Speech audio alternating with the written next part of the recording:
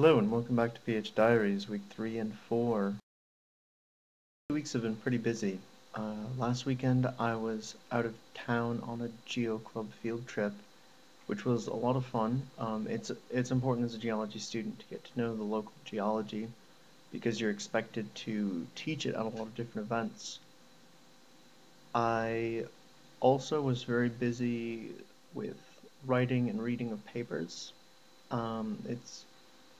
It's been a good week, a good 2 weeks, and I have accomplished a lot, but certainly there is always more that needs to get done.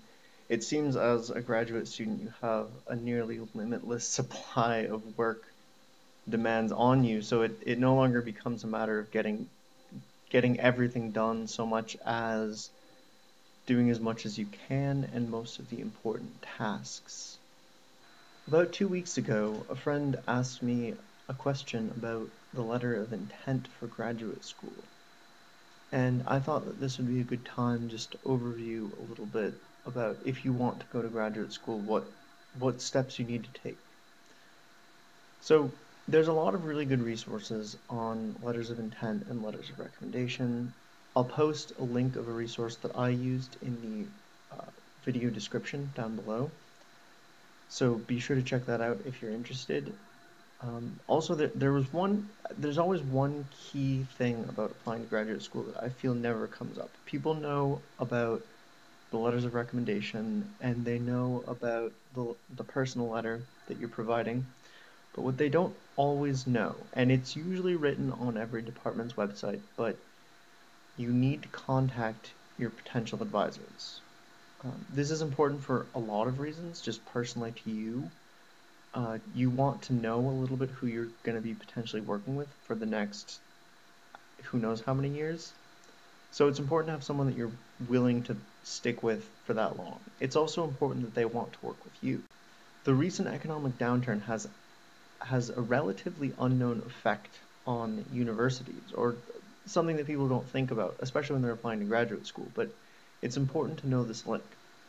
So less tax money means less government granting to universities. It means less funding to the universities in general. It means that the university cuts funding to individual departments, which means that the TA funds that they have for any individual department is down, which means that the departments can't accept as many graduate students. So most departments will look in to see if there's someone who's willing to work with you throughout your graduate career, because they can no longer accept the financial burden of guaranteeing you a TA-ship for your entire time at a university. So oftentimes it will be part of an advisor's responsibility to support you through a research assistantship or some other type of assistantship. So when you're applying to a graduate school, they're really going to look if someone is willing to work with you. That becomes way more important when they don't have the funds just to sort of keep you around. And now it's time for the comment question of the week. Today's comment question comes from Death's Advocate 0012. He asks, "Why don't you have a tan yet?" My answer to that comes from my roommate. As he says, it's too hot in Arizona, so no one's tan.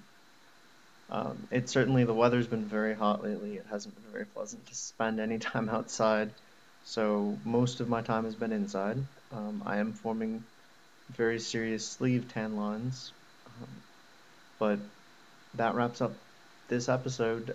Thank you for tuning in. If I'm out of town for the weekends, it'll probably turn into an every other weekend thing, but I'll try to do it every week. Thank you very much.